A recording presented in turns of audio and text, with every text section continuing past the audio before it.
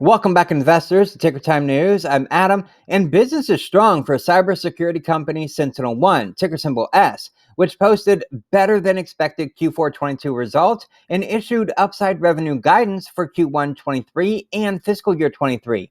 Bolstered by an ever-increasing need for enterprises, organizations, and governments to protect themselves against relentless cyber attacks, SentinelOne's growth has been phenomenal.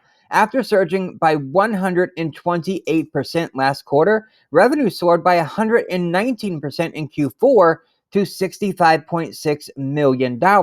As new customer growth, which gained 70% year over year, and increased spending from existing customers drove their top line higher. The company's impressive dollar-based net revenue retention rate of 129% illustrates how substantially customers are adding new devices or endpoints and new protection modules to their services.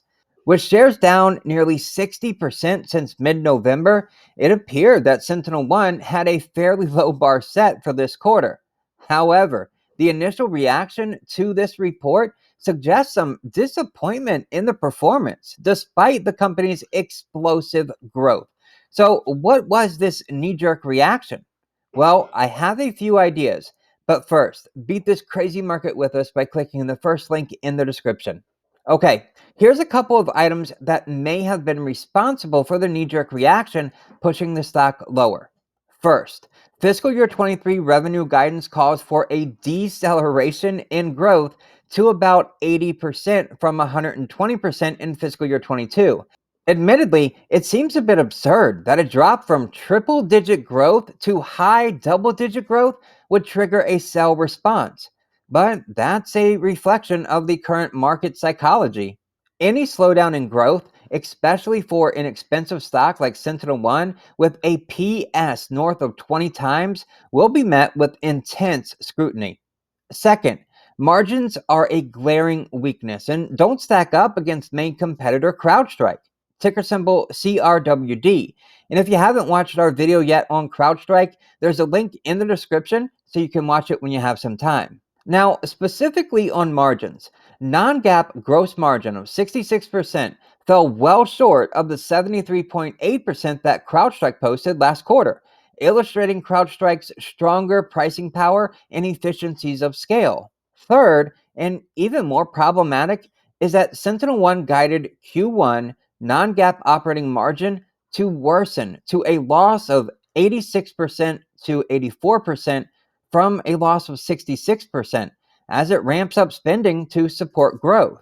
So the bottom line is that the already profitable CrowdStrike looks like a better choice to some investors when margins are compared.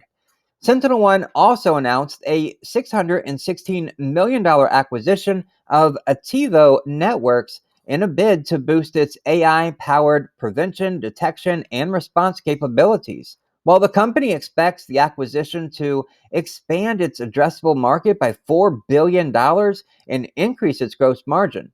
Now, there may be some disappointment that they're issuing stock to partially finance the transaction, which does dilute shareholder value even just a little. Now, the seller news reaction was short-lived, as SentinelOne quickly recovered its losses and then even jumped higher. It does seem like growth stocks are enjoying a bit of a comeback this week. This may open the door for SentinelOne's remarkable Q4 metrics, such as its 137% increase in customers with ARR over 100K, to be the focal point and driving force behind the stock.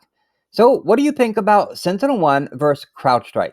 Let me know in the comments below, as your comments make these videos so much better. Smash that like button, share this video, and click the first link in the description to beat this crazy market with us.